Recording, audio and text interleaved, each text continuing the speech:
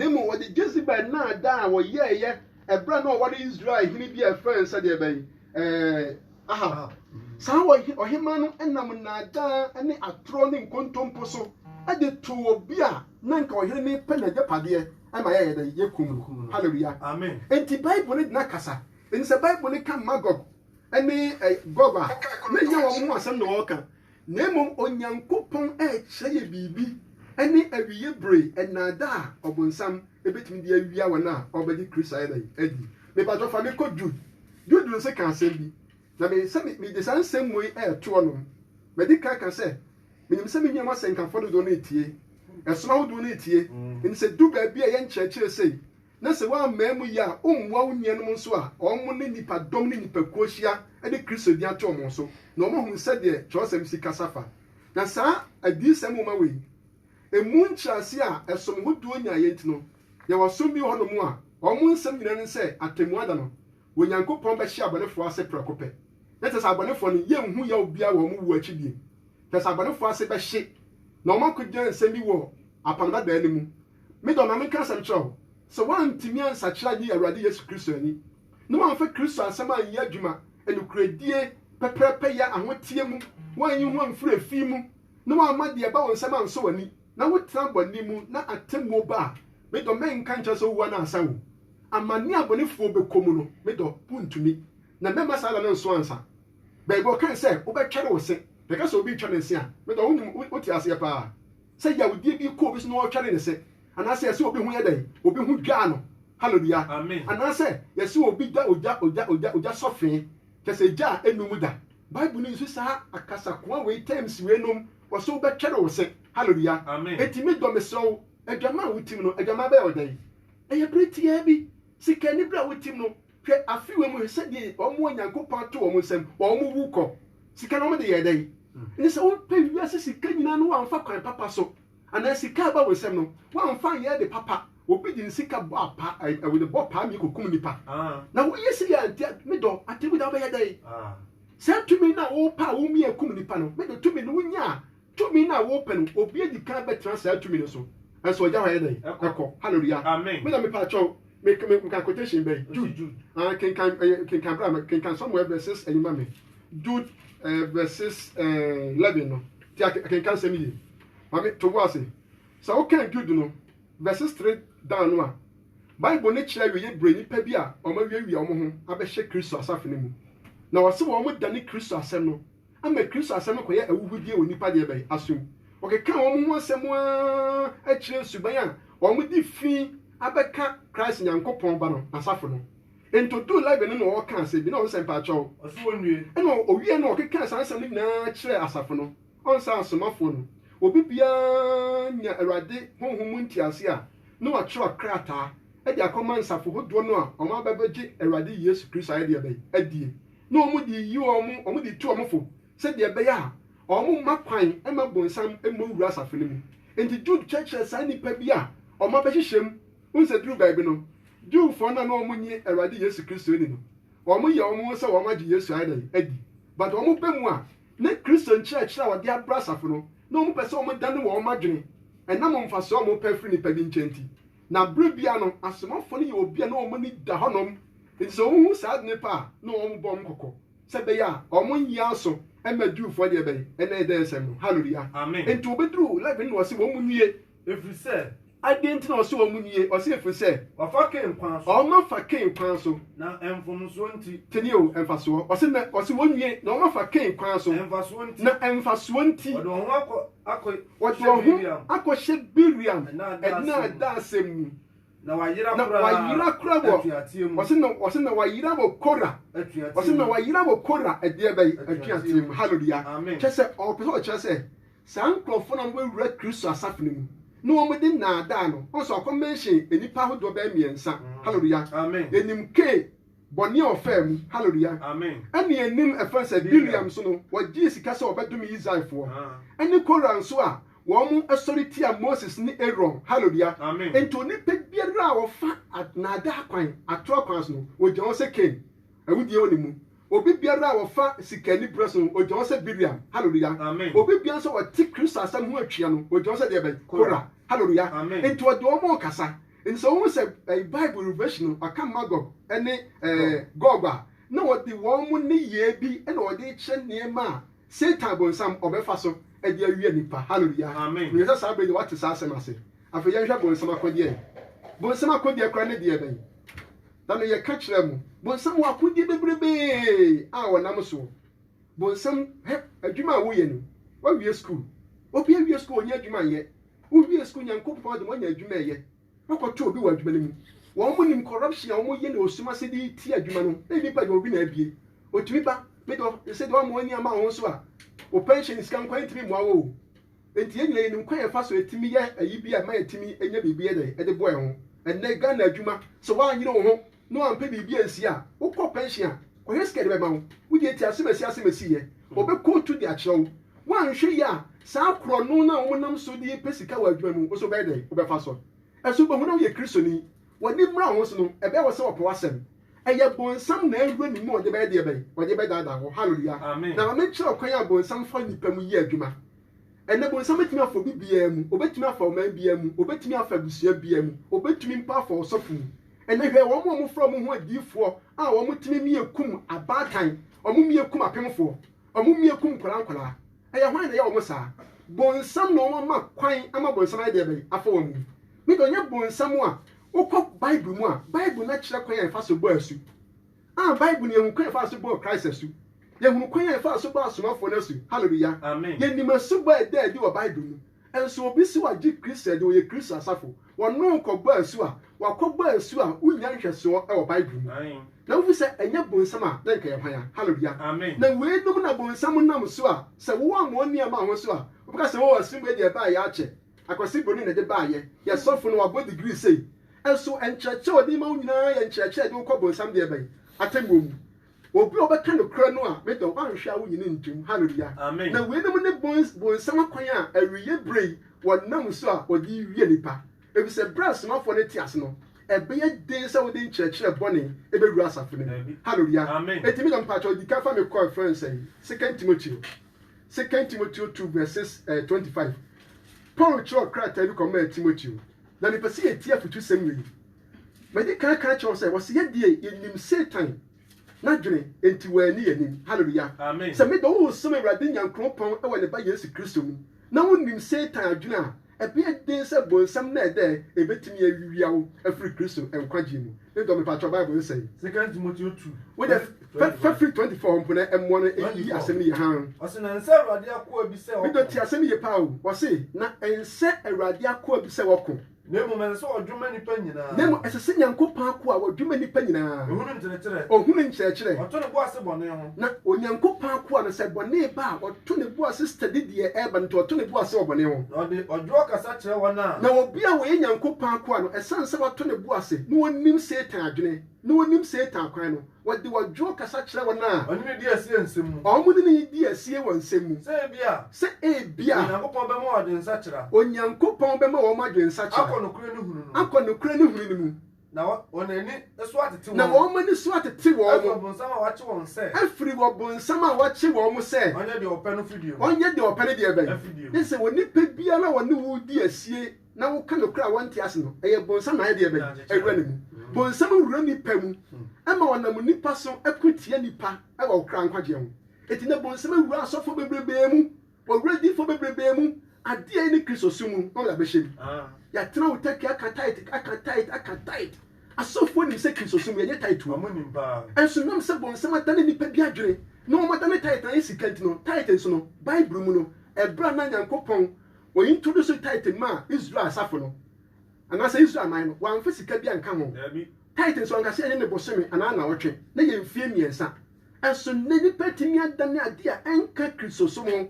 ɛde nam so mpo nipa bi mpo yɛ nkoa wɔ Kristo so mu na me do ɛnyɛ bonsam ade firi hefa enipa nka wo gidie ne anim just anim duro wo mu sɛ nka wo hunu no kra no bonsam afra wo mani ne nyinaa yɛ Satan bonsam hallelujah amen enti bonsam na Bible no ɛka sam sɛ awiye brɛ mu no ɛbrɛ Kristo asafo na besi wo no na Roma ahenie afiri hɔ nom na Jewfo som so Kristo Nyankopɔn no so abeyi afɔ nom na ɔde honhom mu som abesi wo no me do brɛ we mu ade a akɔyɛ akodie kɛseɛ a wan hia Satan bonsam betimi afa so biawo ɛyɛ na ɛde ha bonsam na nipa so adi yɛ nipa hallelujah Amen. eti bible no kan bi ta wo bɛka nsɛm bi na wo de yɛn kɔ hɔ no ɔnso wɔ se okotwa kuro na ɔdɔ no ɛne ahotifo no ho yɛ dɛ ahyia yi ɛnna ebɛtwa bɛ sɛ obi wɔ america obi wɔ germany obi wɔ italy obi wɔ ɛfɛn japan obi wɔ ɛfɛn israel obi wɔ india obi wɔ ghana obi wɔ japan wɔn mo nyinaa di kristo ne kwan kyerɛkyerɛ yɛ dɛ ato na saa nkurɔfoɔ no wɔn mmeammea nyinaa no huhum kwan so no onyankopɔn ka wɔn nyinaa bɔ mbɛyɛ asafo baako na saa nsafo no abere bia no bonsam tu wɔn so sa hallelujah Amen. onipa bia okura kristo asɛm mu no bonsam na pɛgya sɛ nka wɔbɛyɛ dɛ wɔbɛhwe aseɛ etimi do baabi bia wɔ a wɔte ne nka bia wɔ akumase bia wɔ sunyane bia wɔ nkɔntɔmmra bia wɔ takyiman baabi bia wɔ a wɔagye kristo no kura nsɛm paa na wotie mi no ɛkwan a bonsam fa so wie nipa dɔɔso hwɛ na ɔba bi ataadeɛ a wɔhyɛ bible sɛ man hyɛ ntaadeɛ sɛ timothy wɔn edi kan eti mmienu yi mu nkron wɔsɛ saa nso na man hyɛ ntaadeɛ sɛ ɛnfɛ ani a ɛdeɛ bɛyi ewu adeɛ ɛso ne hwɛ ntaade bɔ nea man hyɛ woyɛ kristo ni bɛɛ ma na sɛ wɔama wo ho so a ɔbaa bi gyina ho siesie obɛwia wo ɛnyɛ bonsam a nka ɔbaa besi a ɛsi kata ho ɛdeɛ bɛyi esie ɔbɛtumi ahyɛ ataade ama ne ho agu no na wɛnum nyinaa ne bonsam deɛ bɛyi akɔdeɛ na mi kɔ ɛfɛn john 8:35 eti na mi dɔ bonsam no wɔnhwɛ yi a obi tumi a wɔdi obi minista a wɔdie obi mp a wɔdie obi asane ma ɔyɛ no ɛnam sɛ wɔpa asase afiri nkyɛn ɛsan sɛ wɔpɛ biribi ato botom no wɔfom a wɔntumi nka tena kristofo bebrebe ɛdidi amayɛku akyi wɔn mo yɛ deɛ nyɛ kura mpa na wɔdi akyire ɛso yɛ kristoni ne kristoni ɛyɛ sɛ wɔdi bɔne akyi bible sɛ twa ka bɛn wɔyɛ bɛkenkan de akyerɛ wo ɛni sɛ woyɛ kristoni na sɛ woda ɛnti na wokɔ aburokyi mu a yɛbɛtɔ ba bɛbɛyɛ saa nkyɛkyerɛ wɔ ano wokɔ amerika mu a obi wɔ no ma wɔwɔ democrats nso sɛ ohun sɛ ne party no deɛ odi adi no nneɛma nsɔ ani na bɛsɛ amerika man a ɛnfa ho sɛ ɔwɔ saa ne party no mu ɔbɛto abayɛ dɛ atia hallelujah ɛnso ghana deɛ obi di obi akyi no wɔ ɔfom kora mpa a ɛsan sɛ ɔpɛ n'asɛm ti no ɔntumi nka nti ama wo tɛ bibi mmaa mu na wɔn ka no kora yana ɛden ma wo nanso kristo adom nti yɛbɛgyama akɔdura awiɛ meda mpatɔ ɔyɛ sɛn john 8:35 ɔsɛ ɔsɛ na akoa nka fie daa ɔyɛ sɛ mpatɔ ɔsɛ akoa na akoa nka fie taa ɔsɛ na akoa nka fie daa na ɔba deɛ ɔtena hɔ daa fafiri 35 ha de mpatɔ john 8 ɛyɛ sɛ nyɛ 44 na mepa menhwɛ na mebi na menhwɛ ayas akenkan sɛm ni na ɛmmoa yɛ ne yɛntumi mpɛ asuadeɛ bi ɛmfa mfiri mu sɛdeɛ ɛbɛyɛ a awie berɛ satan bonsam ɛntumi ɛmfa yɛ domum kan ayi 34 ma me ha deɛ ɔsɛ 34 ha ɔsɛ yesu bua wɔn sɛ nokora me sɛ mo sɛ obiara a ɔyɛ bɔne no wɔyɛ bɔne deɛ bɛn hallelujah nyankopɔn hyira wo paa wɔsɛ obi biara a ɔyɛ bɔne deɛ bɛn enti nyɛ sɛ yɛka sɛ bonsam wɔn mo na wɔn tu saa obi te bɔne mu a ɔyɛ ɔbɔnefoɔ akoa ɔbɔnefoɔ fa ne mu de ne yɛ deɛ bɛn de ne di dwuma ma menka nsɛm yi kyerɛ wo wode ti akenka nsɛm yi yɛ pampatwo fa me kɔ Matthew 16 verses 22 yesu kristo ba asase so no na hyɛdeɛ kɛseɛ na n'agya nyankopɔn de ama ne sɛ ɔmmɛwu ɛmɛhwie ne mogya ngu ɛmfa nye adasama deɛ bɛn ɛnkwa ɛfisɛ berɛ kristo maɛ no na Jews mu no yɛde odwa na ɛdɛn ɛbɔ afɔreɛ enti na ɔpɛ sɛ wɔde ɔno ane ba na wɔbɔ ade nyinaa de hyɛ n'aseɛ na wɔde na bɛsi wiase sɛ wiase agye nkwa no ɔhwie ne mogya gu na nam so ɛyɛ ɔgyeɛ ma adasama nanso yesu aka asɛm bi akyerɛ asuafoɔ no na yɛbɛhwɛ asɛm bi esiiɛ ɛbɛmu wate nsɛm yi ase na berɛ mu ɔbɔnefoɔ di dwuma a wɔhunu sɛdeɛ bɔnefoɔ no ɛda asiteɛ hwan na ɔne ne di nkɔmmɔ ɔbaa bi te fie ne nkɔmpani ho asɛm ɛso ne yɔnko mi akɔfa nkɔmmɔbɔne de abrɛ no bible sɛ nkɔmmɔbɔne wɔ ɛdeɛ bɛyi ɛsɛ ɔba pa ɛnso obi nkɔmmɔ a wɔde bɛtaataa no wɔahu sɛ bonsam a ɔfa ne mu abɛwia no obi a nkɔmpɛ sɛ ɔka obi ho asɛm no ne yɔnko a wɔɔka obi ho asɛm hallelujah mede ɔtinie pa wo awieyɛ bere woanhwɛ yi a wɔtane ne aniberɛ wɔ mu nti wobɛfa Jewfoɔ no ada akwan so Jewfoɔ no ɔmo wɔ suban bi ɔmo nyɛ ne kura ntom o but wo a woka no kura no wobɛhu sɛ ɔmo ahwɛ da nyene atorɔsɛm na ɔmo da bɛhyɛ wo kɔn wɔn mo tumi ka sɛ yesu sɛ bɔyɛ ɔtorofoɔ wɔn mo sɛ yesu ɔhombɔne hallelujah nanso wɔn akɔhyɛ kokoa mu a na wɔn ahu sɛ Christ ɔyɛ deɛ bɛyɛ ɔka no kura nsa woka John 3 no a Bible sɛ Farisifoɔ no a na wɔn ba nipa mu a wɔn mo nso pa yesu wɔn mo sɛ yesu nsa bɛ ɔyɛ nipa bɔne nne no wɔn mo tumi ka sɛ akwa no da kɔka no kura paa o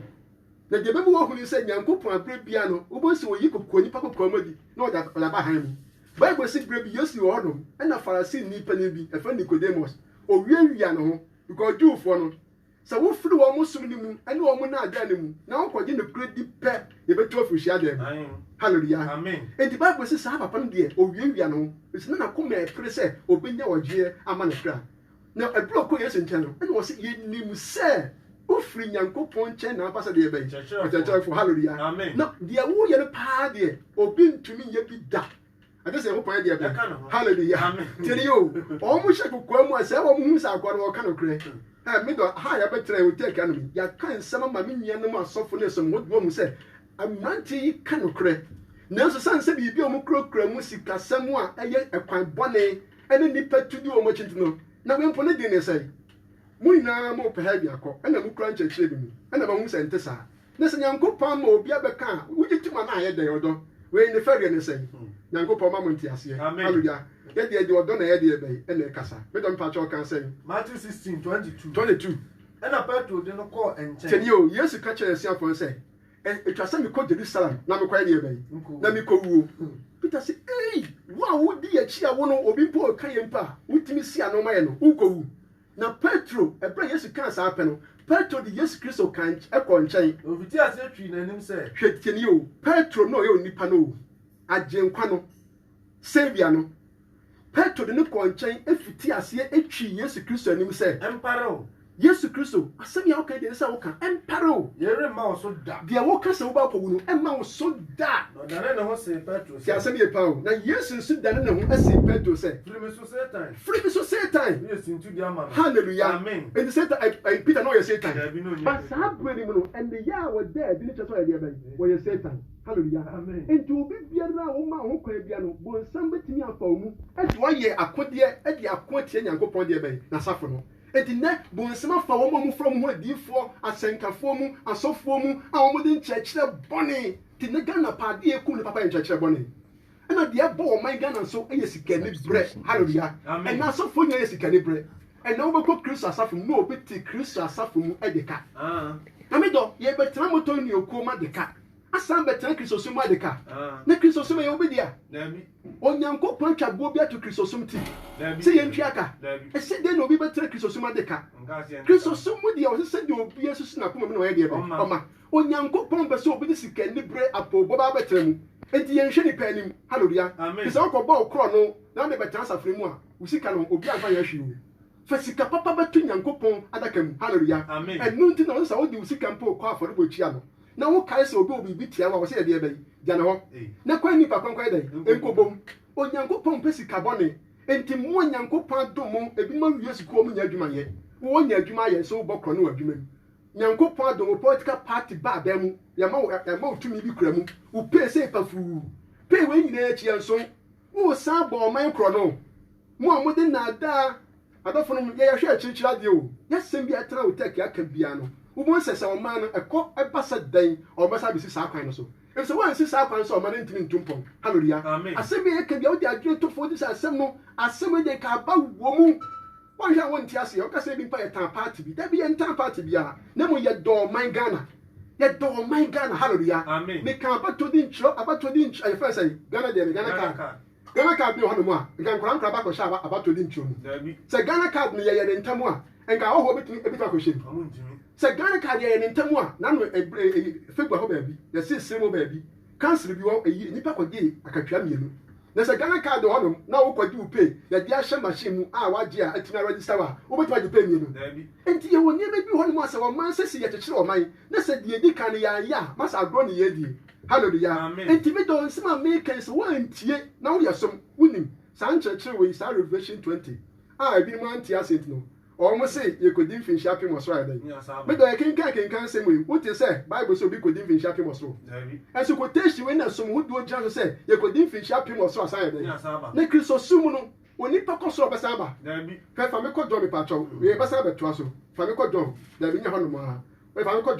John 17 verses 24 John 17:24 na me nkyɛ adeɛ me dɔ ɛnɛ atemu no ɛyɛ baako pɛ sɛ Kristo nya bebu atan a yɛ nkɔ baabi ansa mabie mu o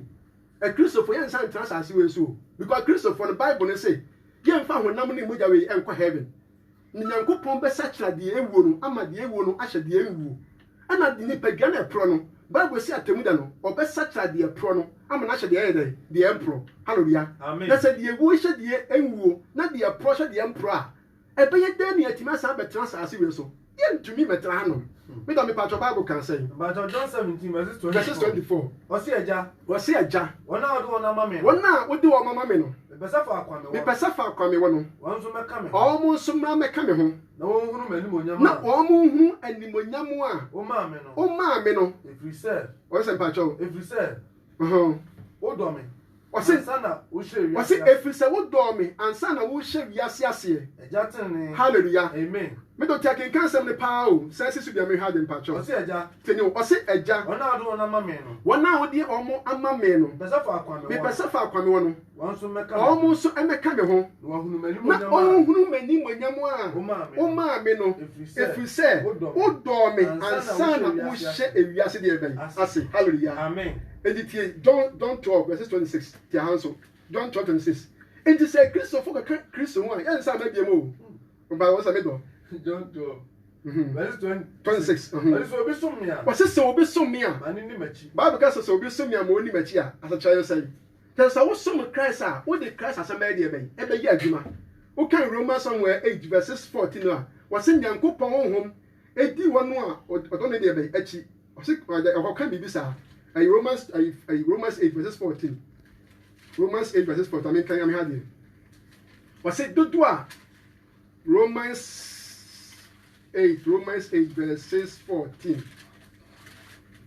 What say? Na do when Yankopon honhom e ka won no. Won no Yankopon de be. Emma. On say the ka say obi ka obi a. I say obi a o tretre obi. Bro from ka say o leadi wo mo. What I say? Omo a honhom konkuni di wo manim no. Wamu na yeye popon de be emba Kristo ni papa bia no de oye bia no o hese enam Kristo de be ekwan so enti o se wona o se pa o se obi som me a anu ni machi e se wo de Kristo asem de ye adwuma Kristo ni entwempra Kristo ni modaman Kristo ni nsaware Kristo ni mokro no Kristo ni sisinipa Kristo ni enfo obi ho asem show mu ene Ghana asenkafo ade na wo no fum omu no ene no ka ho asem ene oyi wontan hallelujah wo di pa ni ka bi bo so no wo fum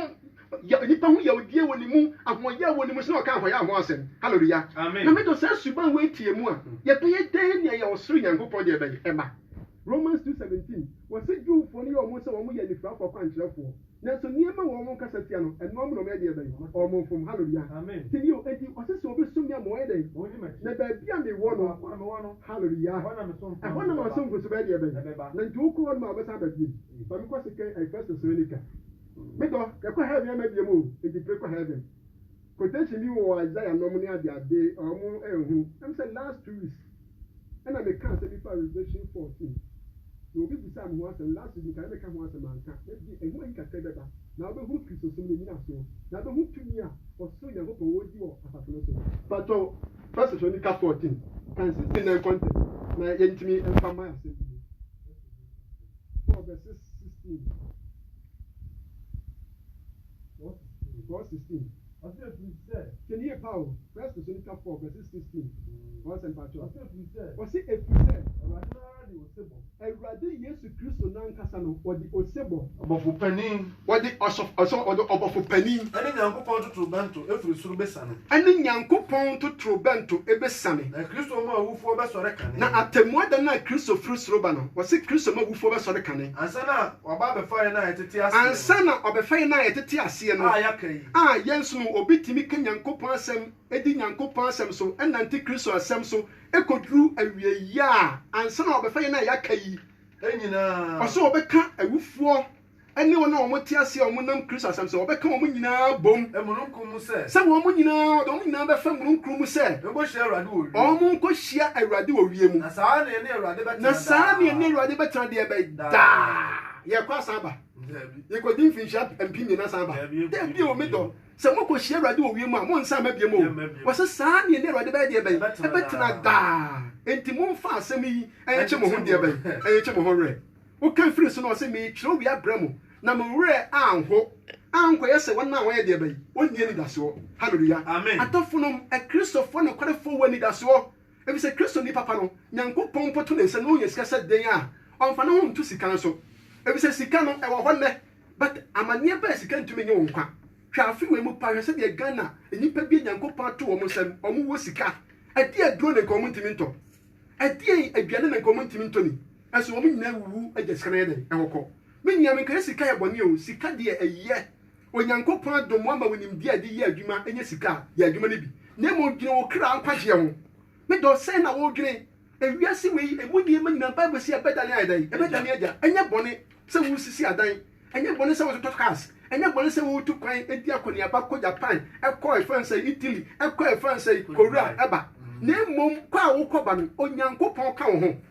ukodru ba bi obi eni ho a otumi da Kristo suba bi hallelujah amen asofo no mu amo ye nyame adwuma nkokwa mu de na mo ye obi mpotimi de oba bi tra kokwa mu se wo ye ne cancer bra consultation room Uba kono so said oba mpokua mu uba kono so said oba no nufu mu na sa wo nipa we yosafo emma na nim emma na omko san krofo ka se wo odifo obi so edifo na obi agira nipa mu na ne nan atia said oba de be oba ya ase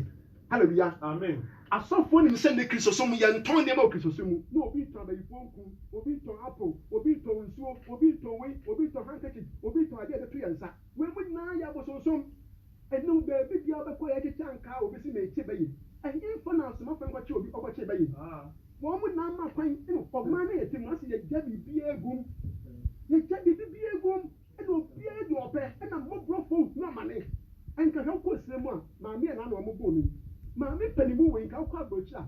abrochi panifo si dan de sa ndo afo we semu ami yeti bi de tini pa bi mo mu timi hwe sa ma me fo mo yesai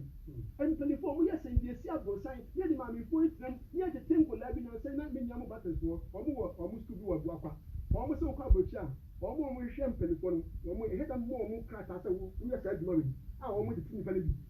an san ko fo be te san ko fo we ama sa amro ba fo si dan do matram ama san ko fo ahwom na atwa mo ka Gana enyi me disika ye no obi na ho ode oba adwuma mpo na obi ni mi di nkomo bo si o mo de me bibi na mfa no de chama party for no na ba ya ade pa am sa enti bo sa mo de chamo kwa wale sa bo se no kwan bi o mfa so mo musika na me look at this one se ya mpa se de okay ya mpa de a na Ghana ya se mo bo hallelujah enti pa o mo ho ode o betima ya adwuma betimi di abi adwuma de o magum ni nya mfa so no ye ko mo se bo se na o mafa na kwa no man ebe de ja bosi abo hallelujah amen ebi no fu we no senki esi dan do mo tire mo nie pelipa bi na nko mo hwe wo mo na nka nko pase ase we e baifo na ma me peli mo wadi mfinhye adu okron Ghana Nyankopon ohu e mobo amen se Ghana nsu na bo le first time ho ponche ya Ghana there was problem me chance mo hwe nie me bi mu me Nyankopon ohu le bi mani sa na me suma o man hallelujah amen ebusia bo nsama ni abre na bo nsama kodie no Nam kwan na daso yedi ni mo sama kwan yo say ba bi mi the master in the ya can say mo master in the person who go sama kwan and the revelation na no oka no aye Satan na ada na o be fa so bi pray eni nam ni pam adi akotie Kristo asafo no na de di kan yesika de bra enchechire bone and the Bible no tufu power enchechire bone eni adi for bone ho na enche be adi for no so Edifo boni omadon be edifo nso ne Ghana ye mpanifo no edifo azafo no waje omatum odifo etimi hye nkom ehon ba asempa na ode odwane okopa acho san krofo ne mo mutumi no mo di mpanifo achi na o man ba sa ebe ko ye ni Bedo Bible say mpacho do verse 13 verse 9 o say osina so our friend Paul no osina so our friend Paul no enso ahon konkon ahya ahon konkon ahya ne ma no ehwe no din o hwe abrantie bi abra Paul mo kan sempa no na nka amra de bi pese o de Paul mo sempa ne di ana obi ana hu odinsini di fo to fa ne ba Yesu ohun se Paul no mo nsem no betwe papa na dwegire ye no papa na hya ase se o kan sempa no di tia Paul no enti eba asa no o dane papa na dwene se Paul mo ya trofo mo ntie o mo na bra wo keka sa no Paul hwe ni di kan se wa na da ene musuo nyina ya wo ma obonsam ba tene ne nyina tamfo runya urade Onyankopon kwan a etere no konto ana hallelujah it is oni pe biara o konto Onyankopon asem oni pe bia o yi ni pa de firi no kwatie hu no o de o se bonsam tamfo hallelujah o de o se bonsam ba na obi o ye bonsam ba bia no Onyankopon ya de ban Onyankopon tan no hallelujah and me to the main can say we bremu bonsam akodie no anya America fo ebi mu say America fo ni ayifo Roman fo be cabo me pa cho minia e bia na woni ente sa na me ba fam Revelation 14 verse 1 na me ncho ade kakra ene Christosum aba no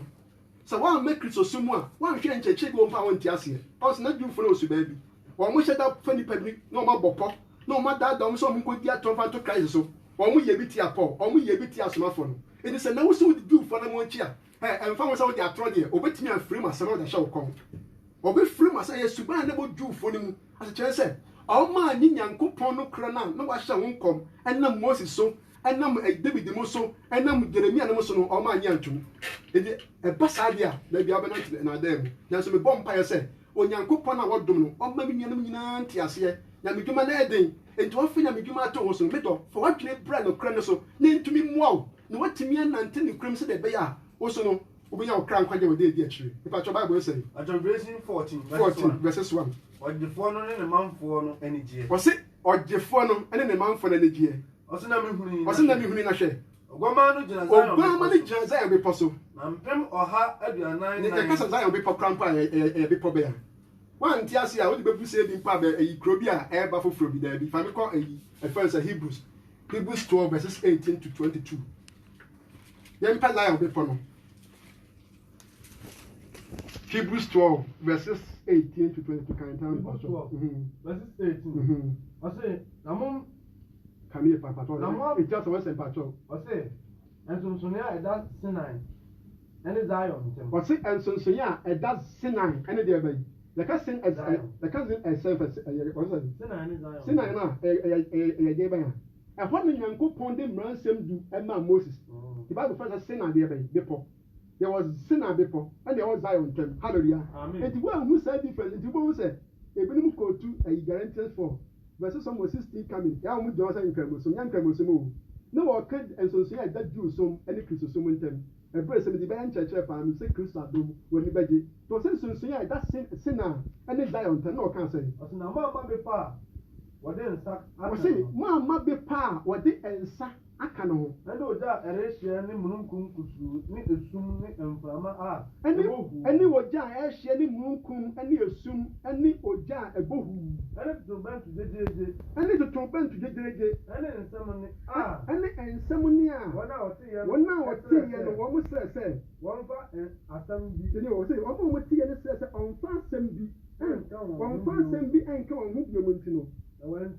na wantumi de wo se o ese wase ne wantumi de ehye ya ese na se abo bi mpo na ngo ka be pano a onsi na abo no na de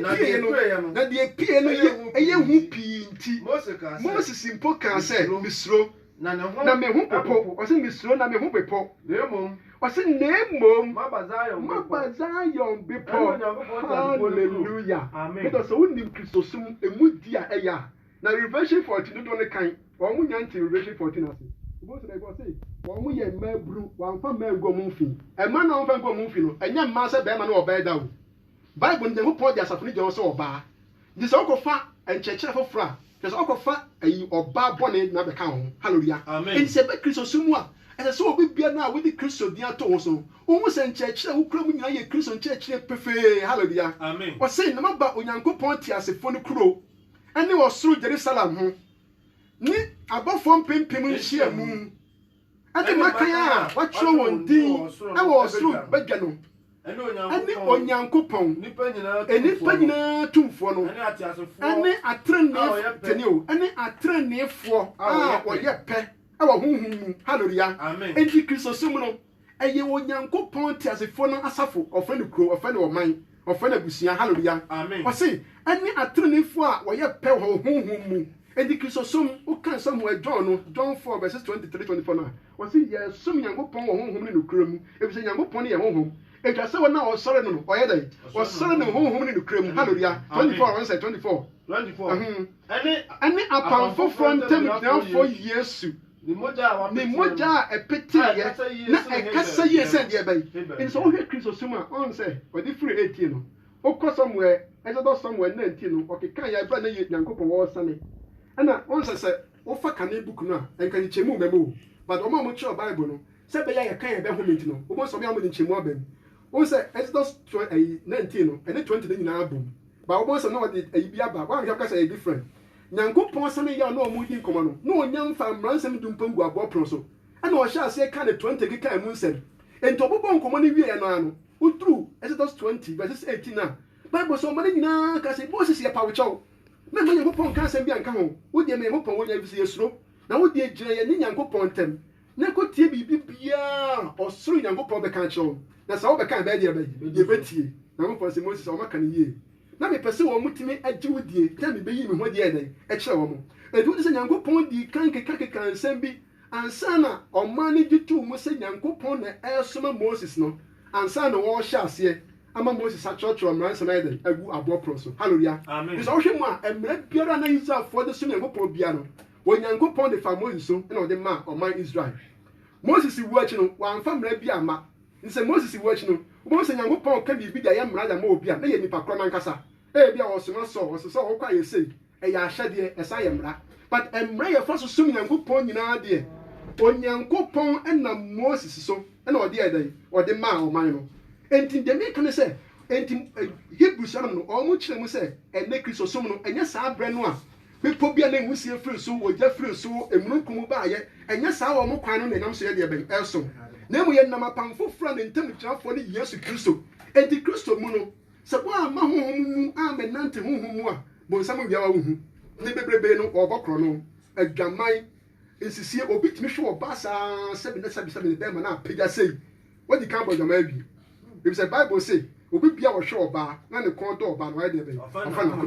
entebusia mesramo ebre we mu no mo metre Kristo nkyerɛkyerɛ ase ne yɛmfa Kristo asɛm de tem ekwan bɛs na meyɛ Kristo ni no meyɛ adwuma na sika ba mensɛm a mefa so de abɔbra na sika etimi aso me se wa mo ni ama ho so na mo sika ni bra ba mu pɛ wan hwe ya Nyankopɔn kwan papa na ɛyɛ sɛ wo fa so bɔbra no ɛnam sɛ wo kanta de wo no odwuma a wo yɛ no mpanifo se ase wa hwɛ ne ho na ɔyɛ dɛ ayoni obi hyɛ ne shoe ebi pa hyɛ ne different bo kyerɛ brɛ no obi hyɛ ne coat wo odwuma sɛ na wonya akatua eni so wa ma ki Kristo ntete ya wo be hwe obi shoe na wo hyɛ obi atade a wo hyɛ no ebe wia wo bo san be fa so ayɛ dɛ awia wo mo akatua so wani Bible sɛ mo mo akatua so wani wo no yire ti afa buo no yire ntena wo yɛ oban so afa ho bra sɛ no kru ntena na mo mo mpaye wo Nyankopɔn ne kuradie mu Nyankopɔn ho brɛ asɛ so na Nyankopɔn ba dumo amana timi asim ye adɔfo no asɛm we no emu wa nka san cheche mu nka hia brɛ pasen ka me de tumi bune ka ma cheche nsemu reversion wa no matumi bɔ man nsem bi a nipa bi krokra mu a ɔmo nyanya mu nti ase no me na Nyankopɔn dɔ so Bible kan say bi patro fa me kɔ ha no etam no ya so fa me kɔ the reference 2 Corinthians 1 Corinthians 15 verses 32 to 33 na ya ihe na emon pa fa nhia so bim sɛ nsɛm wadi e ebre mati ase reversion asɛm no mu bisa bebrebe ya kyerɛm ne nyinaa ase e de ka sɛ bonsam okogyina satetete so atwele bonsam awie bro be fa nipa dom ti we wanne no nipa mu odi atrochi dɔɔso na se Kristo adumiti no ekoketwa ne yensiro ye de ebe gya no krenim ye eba o man asɛm a ebetimi akan adwene a ye fa Nyankopɔn kwa so be kyerɛ kwan papa wo fa nhia no wo sɛ kan tam pacho 1 verses 32 to 35 ase ɔko amene mu ɔko Paul say ɔko amene mu ɔko na afuso no sɛ nipa mu a enka mi fa so bɛyi sɛ wufo Paul says awufo enya ne bia mu a ɛne nka mo meni di na ye nom akyɛ ne yawu Bible says me mo obi na ada hawo efisa komabɔ na ye de ebe na Bible says wa anyi no credit down nam so beje onkwa a Onyankopɔn basoma ayi Satan na ɔde bɔne ewura nipa mu ɛne adi for to ɔma ba ye den ɔma be gada Onyankopɔn won hyira mo ma me ebre ni ɔate ebre akra wɔ no bra beje Awurade Yesu Kristo asɛm ni yɛmfa Kristo asɛm ntetew Nyankopɔn nam so be hyira wo Nyankopɔn won hyira mo pa nyame adoma me da ye wɔ yie asafo ba bia bɔmɔden ɛse na onum ne fa ne yɛ etu ba na nyina yɛnkɔ ta yɛ nyina no abusua akyi ne yɛnkata yɛ nyina no akyi ne yɛmfa no hyɛ ɔtumfo Nyankopɔn sa yɛbɔ mpae na de ho ahyɛ Nyankopɔn sa ne wura agya ma kwa kyerɛ akyiri akwan kakra Nyankopɔn wo hyɛ bebrebe abusua Nyankopɔn wo hyɛ ɔsoro yɛ da wase adom a de adom yɛn wonam adom so ame aka wo nsɛ mpa kyerɛ abusua yi papa yɛ mpae bɔ ne sɛ ma atiefo mu tie nsɛmpa daadaa no ɛmɔ mu ntie asɛmpa no kwa ɛmɔ mu ntie asɛm fa asɛm no nkɔ yɛ adwuma na papa sɛ wa nkyɛ na sɛ wo ba yɛn na yɛbɛka nsɛmpa kyerɛ wo mu ɛne wɔn nso mo bro mo ho ase tie yɛsese firi wɔn akwan bɔne so ɛne onyantam ba asomdwe de bɔne kyɛɛyɛ ɛyi adwamammɔ ne bɔne so nyinaa firi wɔn mu na man mpanifoɔ de ne kuradie di wɔn man so ahemfo de ne amesuro edi ahennie wonam ahomɔborɔ so agye nyinaa nkwa ɛde wakɔ ɔhema mu papa tumi ahyɛ wo nyankopɔn wɔ soro animonyam ɛgya wo tɛ kasafidie kyɛ nsa ɔso ama wo nsa yɛ kɛse ma hanom nipadɔm nyinaa hunu wo nyankopɔn wakwan no na wɔn nso nante wakwan so a papa wodwo ahoteefo a watumi adwe wɔn aka ho ayɛ yie nka wo din ɛgya asafo ma nyinaa hyɛ nsa hwɛ wo so ɛkɔ sɛ ɛbɛhyia biem ɛda wase ɛwɔ Jesus Christ mu amen amen mbacho the Savior Followers Ministry na mote yɛn ka no mbacho Kumasi Bantama mbacho next quarter se chiri ope ne light after go chimi ho ehia no ndu kwasiada ya pon du mienu mbacho openya mote ne kan Pastor Steven Kansa ahomabofo okure ne 0243 32 34 76 0243 32 34 76 na go pon ya adoma na o je se ne mo beti yan ka radio ko yin kamu ina mama